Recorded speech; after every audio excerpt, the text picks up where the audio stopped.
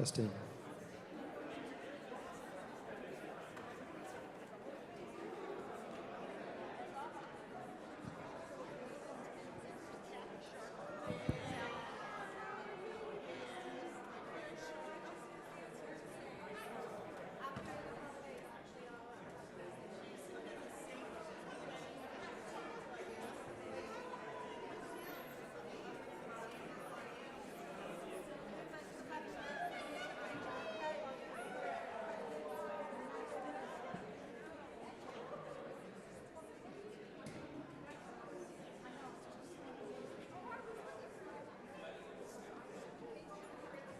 All right, good morning, everyone.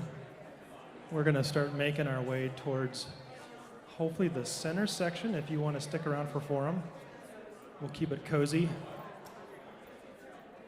I'm just going to go through some announcements here for some upcoming events. Can't hold on to it here. Next week, we are going to have Kathy Sparnans back. Kathy Sparnans is going to be showing her documentary film, Voices of Grief, honoring the sacred journey. And that's going to be in the chapel. So we're going to have us all back in the chapel for that screening. And then the week after that, December 3rd, it'll be Dan Stewart and Dawn Sanborn from the Ataman. So they're going to be talking about the Ataman and its history, the recent activities. December 10th, we're going to have Sky Forrester. And Sky will be talking about managing conflict in a volatile world. So you won't want to miss Sky. And then our final week will be December 17th. That'll be Dr. Jeff Scholes. He'll be talking about Christmas and capitalism and all kinds of interesting topics. So we'll get started here in just a few minutes.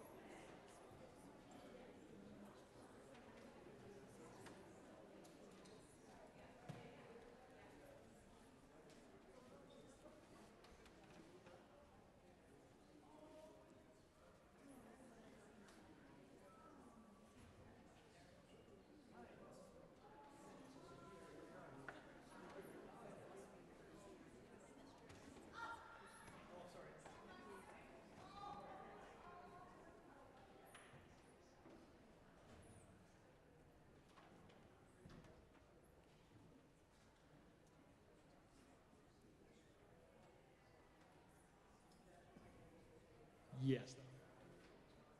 All right. Good morning, everyone. This morning we have Chris Crocket from the Assistance League. Chris joined the Assistance League of Colorado Springs in 2021 and is the Vice President of Strategic Planning. She is a very busy volunteer. She's got a long track record of volunteerism.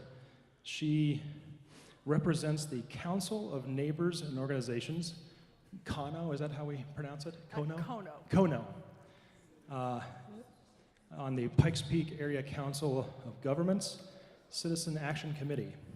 She's been very involved in volunteering for the Katy School District in Texas. And as well as supporting the arts in Anchorage, Alaska.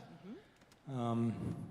She's a graduate of the University of Houston Law Center. I am. And so let's welcome Chris Crocket. Thank you all so much. Can you hear me okay? I want to make sure the sound booth guy is happy. That's always important. Are we good, sound booth guy? Keep talking. I guess so. Okay. I hope that doesn't blast you all out too much. I am so delighted to be here. Thank you all for including me in the Forum's speaker program. This is an exciting thing for Assistance League to get to do, to share with you some of what we do in Colorado Springs. As Rob said, I'm what my husband refers to as a recovering volunteer.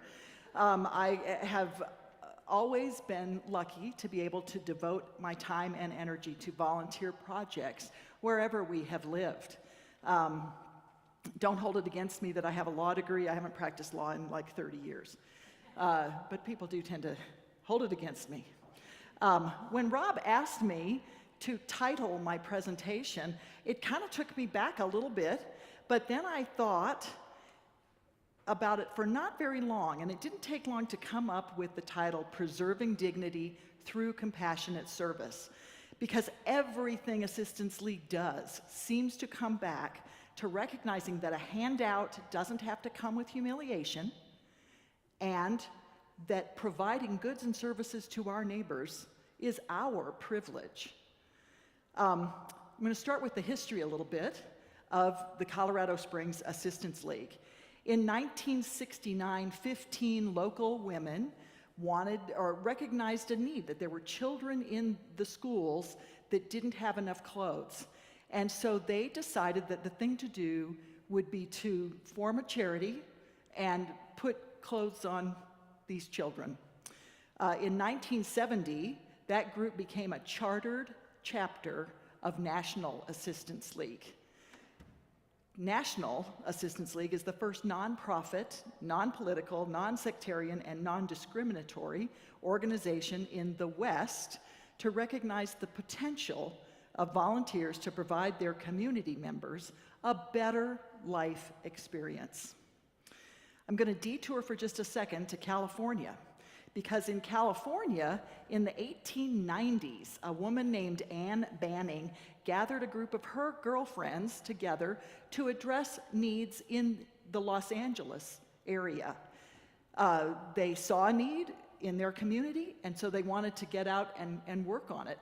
As you might imagine, in the California area, early 1900s, they had their hands busy. 1906, we had the earthquake in San Francisco, so they kept on helping wherever they could.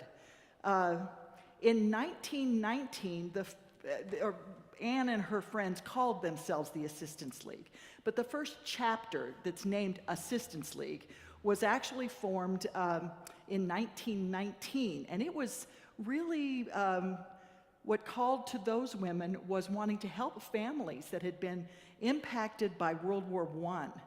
And so they started this group. And then fast forward, other neighborhoods in California, other cities, thought, well, those ladies are doing good work. We want to have a chapter like that. So they would start their own chapter. And in 1935, National Assistance League, which is the umbrella organization to all these local chapters, was formed. Fun fact, Shirley Temple Black was a member. You could see her at the bargain box there in Los Angeles, toting up people's little thrift store purchases. And Jean Harlow would read to children at schools. At any rate, the focus is that chapters are formed based on community needs. Currently, National has 120 chapters with 22,000 volunteers or members, and every chapter has an Operation School Bell as their signature philanthropic program. But beyond that, each chapter will decide on its own philanthropic programs. Those programs are designed to serve the unique needs of whatever community is in question. Funds are raised locally, and then services are locally designed and organized and carried out to fit those needs. The national organization supports, trains, and monitors the various chapters to assure they function to the best standards of nonprofit governance. Every chapter is dedicated to being united in purpose to making local lives better. All right, enough of California. Looping back to Colorado Springs. So for over 50 years, Assistance League has been working in your community, making lives better. It is a 100% volunteer organization. We don't have any paid staff. We have about 130 members. Volunteers through the 50 years, have donated hundreds of thousands of hours to enable over 950,000 underprivileged school children to stay in school by providing them new clothing, warm coats, and shoes. Mostly we're made up of retired educators, nurses, and business people, but really from all walks of life, our one uniting thought is that we want to help our local community, and we like doing it locally. If you'd give out the strategic planning. These are my Vannas here, and I'll thank them shortly, but I wanted to share with you our strategic plan. This is our one-page summary of our strategic plan, and as Rob said, I am the Vice President of Strategic Planning, so I have to give myself a little plug. The point of the strategic plan is to show you that we are a mission-driven organization, and we believe that the most successful nonprofits are those that have a mission in mind to go out and take care of. So our mission, you'll see on this page, is that we will transform the lives of children and adults through our community programs. Our vision is that El Paso County's essential needs will be met and families will flourish. We do this focusing on 4 core values. The first one is compassion. We will enhance the lives of individuals in our community by recognizing the challenges they face and advocating for the most vulnerable of them. We will assist with goods and services to alleviate their needs with compassion and respect. Integrity. We will uphold the highest ethical standards in all we do, including accountability for our assets and our donations, and our relationships with our community partners, our members, and those we serve. We will adhere to our governing rules, mission and vision and values, and will honor the work of our leaders and of all others. Third is service. We will provide unsurpassed service to our community, our partners, and our members in all we do to meet their needs. We will make every decision and measure every outcome based on how well it benefits others. And fourth, impact. We will identify and evaluate the effectiveness of current programs and communicate the results to our members, our partners, and the community. We will use these outcomes to improve and implement changes to our programs to ensure that the needs of our community are met. So speaking of impact, obviously the way we have the most impact in Colorado Springs is through our philanthropic programs. As I said, our signature program is Operation School Bell. It is our largest program, and the objective is to provide high-quality, new clothing, free of charge, to the most disadvantaged children of El Paso County schools. Our goals are to promote participation, increase children's learning potential, and improve their self-esteem. For many children, this is the first opportunity they have to have new clothes and shoes and underwear and socks. It allows them to relate more positively with their peers, and it motivates them to stay in school. That's why we have Operation School Bell. The flip side of that coin, obviously, is monies that don't have to go to clothing a child can go to meeting other necessities that that family might have. I can't talk about Operation School Bell without sharing a couple of stories with you, mostly because they relate to people you know. I know you know Eleanor Law. She was the woman who brought me into the organization. I know you love her and miss her as much as we love her and miss her. Well, her brother, Bob Howard, who I believe is also a member, he and Gretchen are members here at the church, they are, when he was a young assistant principal at South Junior High, he took 17 whining, screaming, complaining boys to the bargain box, the old bargain box, and for $7.50 a child, clothed them with shirts and shoes and pants and got them ready for school and looking great to go to school. And more importantly, that $7.50 a child gave those kids some dignity and pride and self-respect. He reported to us that walking back to campus, those kids walked a little straighter. They held their heads a little higher. And that was because they had nice school clothes to go to school in. We also, before COVID, you all remember before COVID, we used to partner with Kohl's department store, and we would hold our Operation School Bell at the store. And families would come in, eligible families would bring their children in, picked out school clothes, and we would pick up the bill, basically. And at one point, a single mom came in with stair-step children, you know the routine. The last child was about to go into kindergarten and had a pair of shoes that they took off her feet, and sadly, every toe was blistered. She had no socks on because those last shoes didn't really fit her. They did not come close. The reason I share this story with you is to show you the importance of what we do. Such a little thing. Buying a pair of shoes for a kindergartner is not a big deal. But for that child, it meant the world.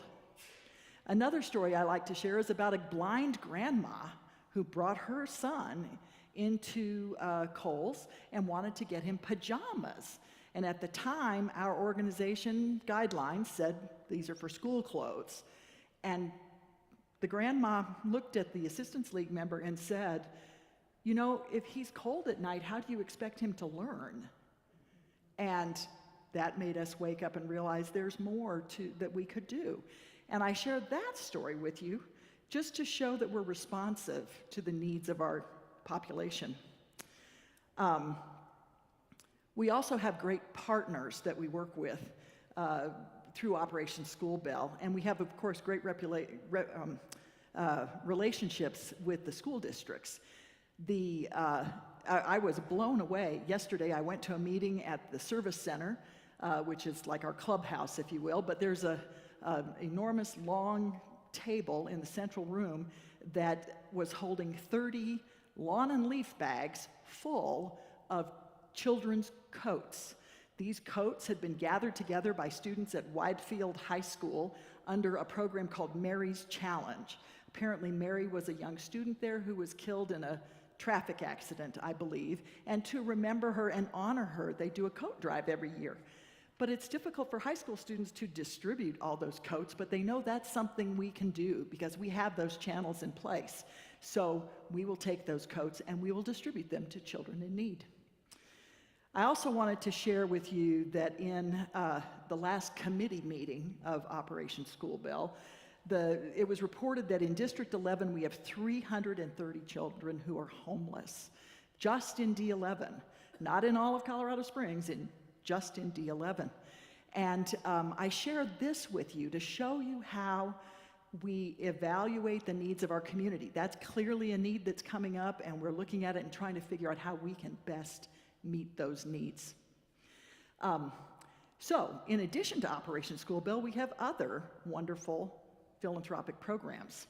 Starting in 2011, we began a program called Sweet Dreams. And I brought my pillow to show you my sweet dreams will happen.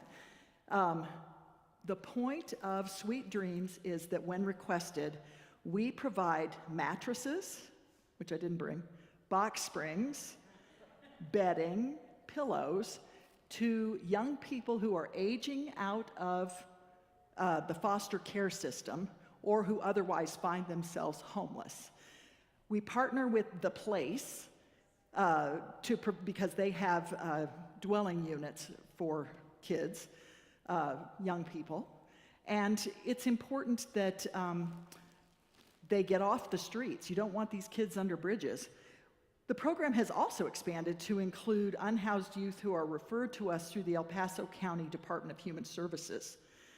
The problem is, obviously, without a bed, they can't get a unit, or can't live in a unit, and without an address, they can't receive aid and services. So without these supportive services, too many of these kids wind up on the street. We're very lucky that we have a terrific collection of thank you notes from youth who have received these beds. And the overarching theme amongst all these thank you notes is, wow, I never had a bed of my own. I had to share with somebody. Or, more poignantly, wow, this is the first bed I've ever slept in. This program gives those youth tremendous pride of place, and that is an important gift to give them. Another philanthropic program that we have that we're very proud of, and I'm sorry that, well, I could put my pillow back in this bag as my prop to show you, and this isn't even big enough because what we usually have are great big grocery or lawn and leaf bags and boxes full of stuff that comes into the bargain box, which is our thrift store. I'll tell you all about that in a minute. And for whatever reason, it's stuff we can't sell at the bargain box. So we've partnered with other 501c3 organizations to take those donations and do good things with them. They are, because we'd hate to see all this stuff end up in a landfill. That would be very bad. Our partnerships include the Vietnam Veterans Association and Colorado Business Solutions. They take unsellable clothing and shoes and hard goods to and do wonderful things with them. We also partner with an outfit here in Colorado Springs that's relatively new called Because We Choose To. It's a group of moms who set up tables in Antlers Park, and they give away clothes to the unhoused. The clothes that we donate to them are the ones that have been in the bargain box for 6 or 8 weeks, and nobody's loved them. But believe me, they are loved when they go to Antlers Park and get put on an unhoused person. If we get hardware, faucets, light fixtures, things like that, we donate that to the Restore, and that goes to Habitat for Humanity, I believe. If someone should come in with a walker or a wheelchair or something like that to donate, we give that to Mission Medical. So we try to make very sure that the chain of 501c3 organizations is in place and really doing a great job here in Colorado Springs. Another wonderful, well, sad, but wonderful program that we have, philanthropic program, is called ASK. That stands for Assault Survivor Kits. Sadly, we do have a lot of people, men, women, children, infants to the elderly, who suffer traumatic sexual assault. Memorial Hospital has a sexual assault crisis center, which is the forensic hospital. And so sexual assault victims are taken down there, and they're treated, and evidence is gathered. And sadly, that often means that their clothes go into an evidence locker, and they have nothing to wear home. So we thought this was horrible and very undignified. And so we stock this hospital facility with tops and bottoms that can be worn home by assault survivors. You can certainly imagine how humiliating it would be to, after suffering a trauma like that, to be sent home in paper scrubs or lost and found clothes. So we hope that this gives them just a little bit of peace and dignity and knowing somebody's in their corner during an awful time in their lives. We also will give to the Sexual Assault Crisis Center our bears. The Buddy Bear program is a wonderful program that started in 1992, and we have lots of Als. This guy's always named Al, can't imagine why. Lots of Als ride around in police cars, and they're at the urgent care center, and places where first responders and medical professionals can give them out to children in times of trauma and hope that it comforts them a little bit.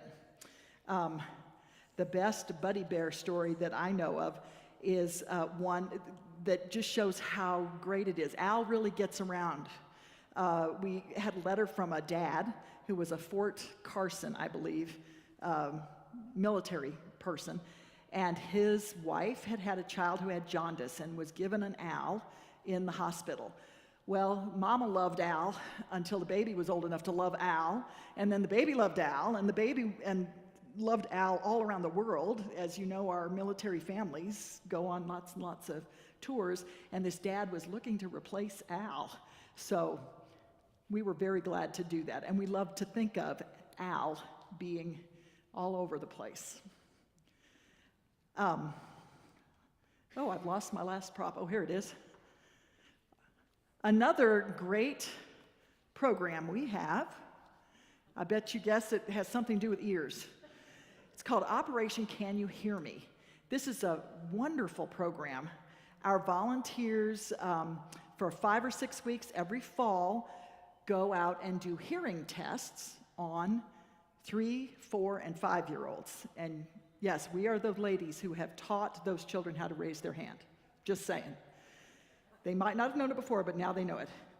At any rate, since 1970, infants have been screened in hospital before they leave the nursery for hearing loss. But it's not a regular part of ordinary well-child checkups. So when the children hit preschool, we take that opportunity to do a hearing test on them. We received a wonderful grant that recently updated our audiometers, and they are the coolest machines on the planet. And the children love going in and hearing the beeps, raising their hand, or giving a fist bump when they hear a beep.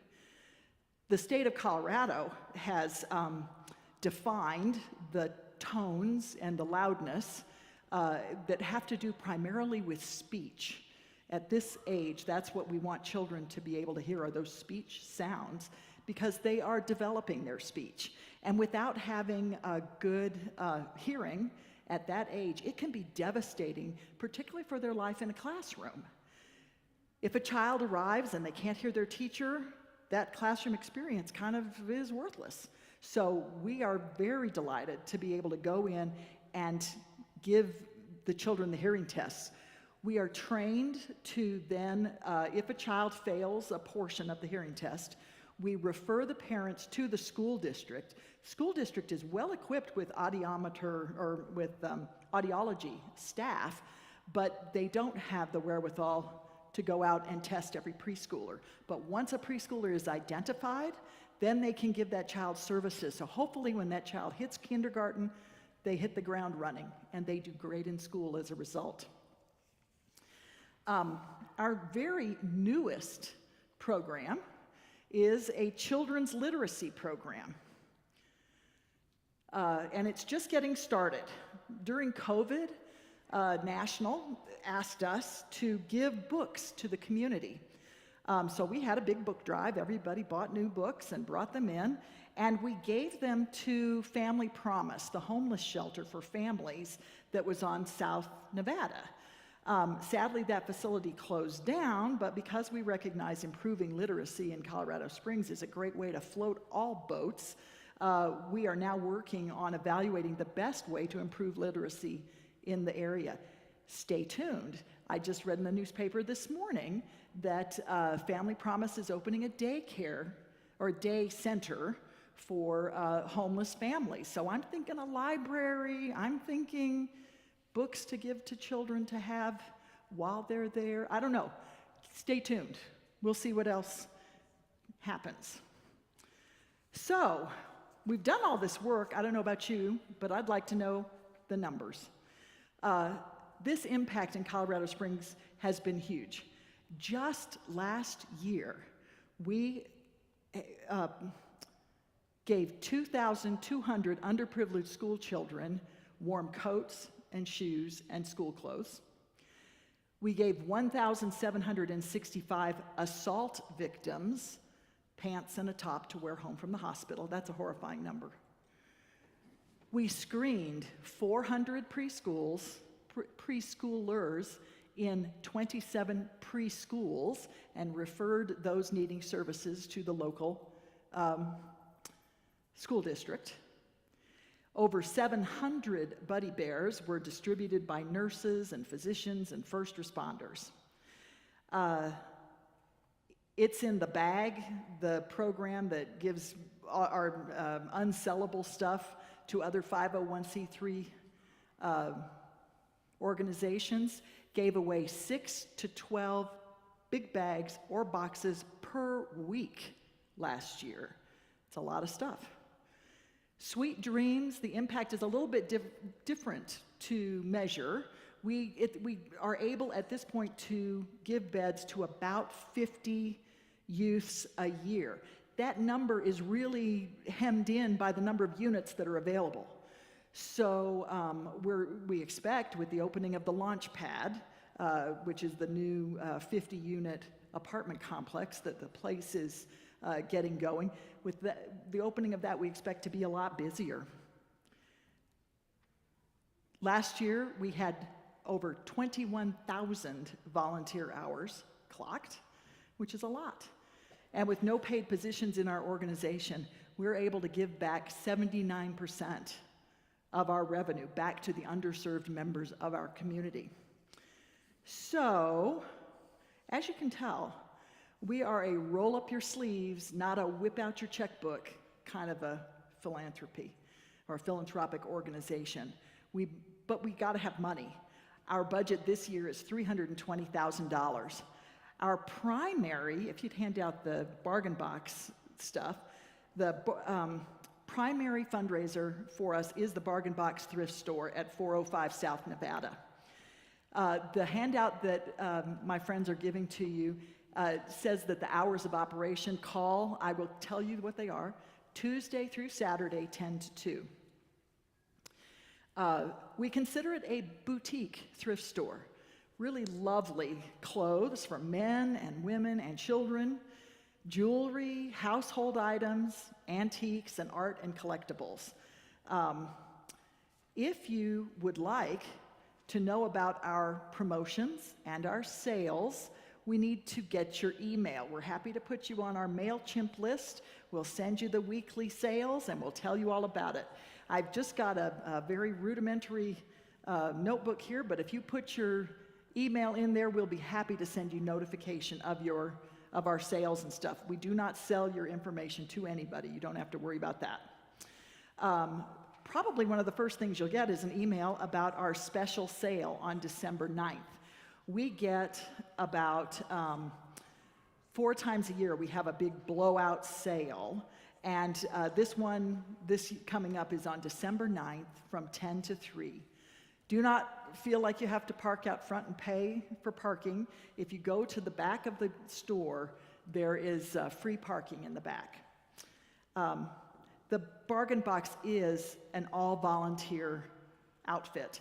In addition to the ladies on the sales floor, who you'll see because they're visible, we have an army of people in the back called Busy Bees, and they receive the donations, they sort through them, they give the donor a tax receipt, they clean up the items, they repair them if necessary, research what the price should be, and price them and get them ready to go out on the sales floor. It's a little bit of an army. And we're very grateful to those ladies.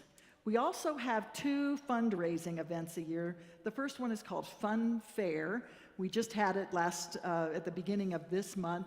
It's held every fall, big blowout sale. It's a big bazaar, open to the public, everybody can come in. We also have a wacky tea in the spring, which is just what it sounds like. It's a tea, a formal tea. It's a ticketed event, and there's a silent auction associated with that.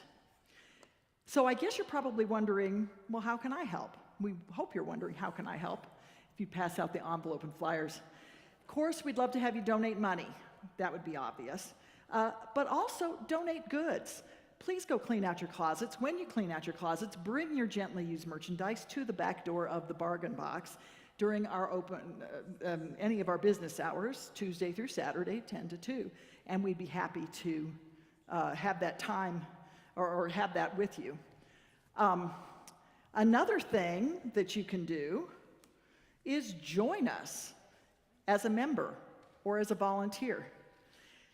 Quarterly, we have an informational brunch, and we invite members who are interested in joining us to come to the service center and spend a little time hearing about the organization. You guys you will have heard it all, but also getting a tour of the facilities.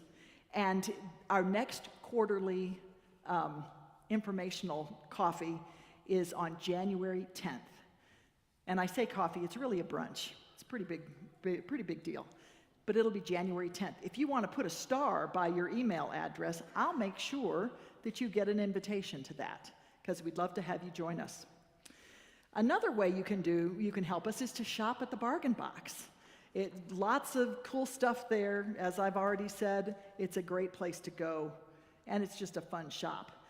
In addition, if you are like me and you are in the downsizing phase of life, you can still come to the Bargain Box. I would encourage you to buy a $10 gift certificate. These make lovely gifts or tips. The guy who does your yard or the lady who's got 3 small children would appreciate a $10 gift certificate. By buying this, you would help them and you would also help us. Lastly, help us spread the word.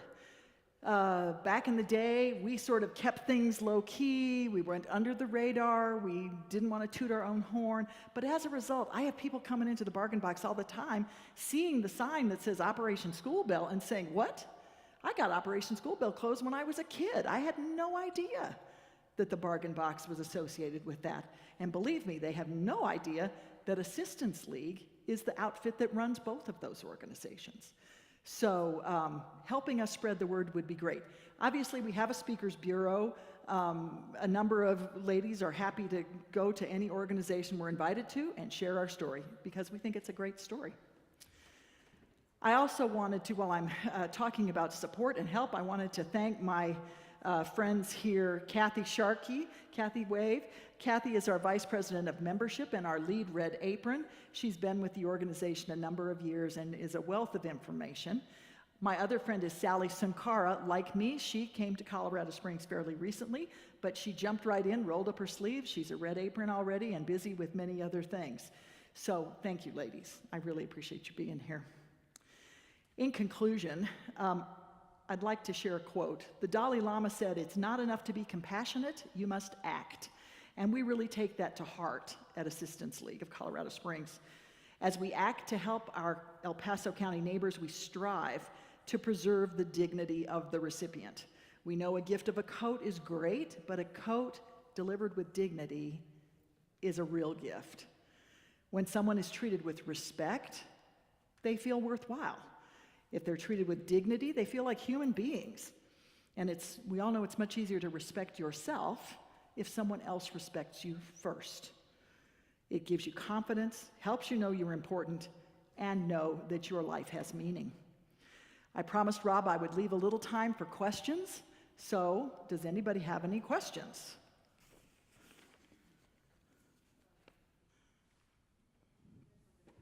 So we are at the downsizing stage of life.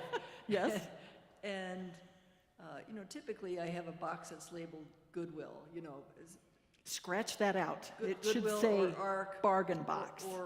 So is there any difference between what I would take to you and what I would take to Goodwill? I'll tell you what the big difference is.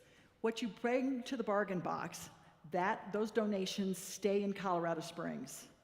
And the money that we earn when we sell that donation stays in Colorado Springs. We don't really know where Goodwill stuff goes. I don't believe it has the local connection that Bargain Box does. Not to bash Goodwill, it's a great place to go to, but there you go.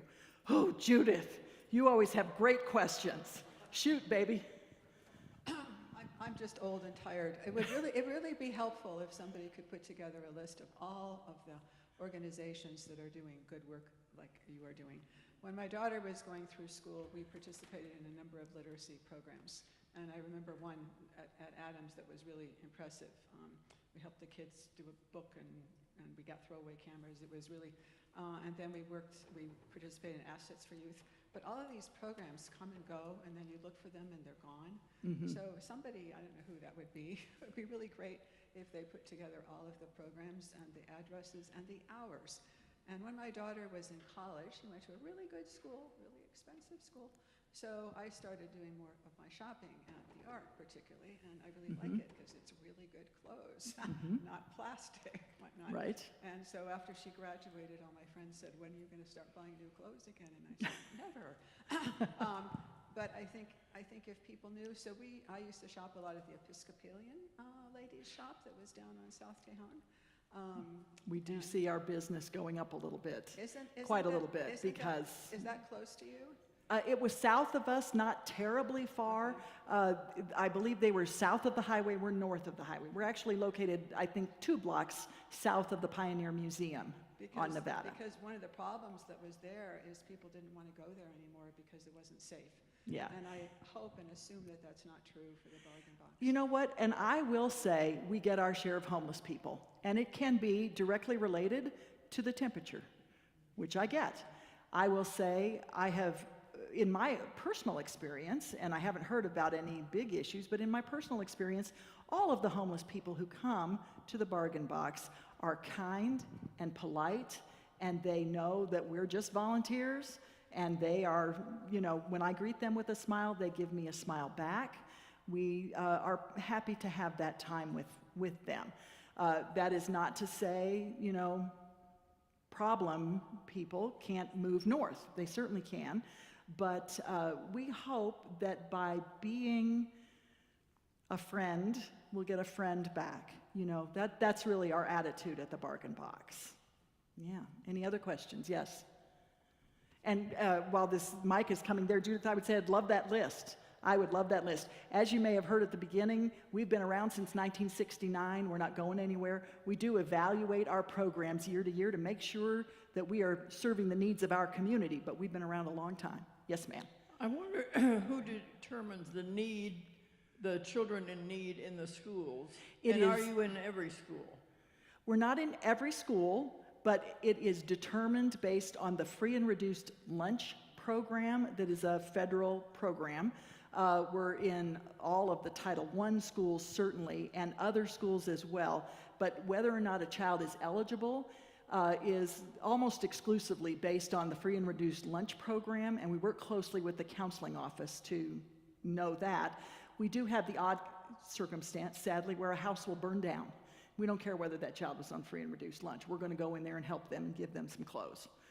But primarily, free and reduced lunch. Anybody else? What great questions. I'll have things to add to my program next time. Yes, with the FRL not being such a driver for families to need free lunch, with the state now paying for lunch, how are nonprofits kind of identifying who's in need? You know what? That's a really good question. I'm assuming the data is still kept, even though it might not be used to provide lunches. That would be my guess.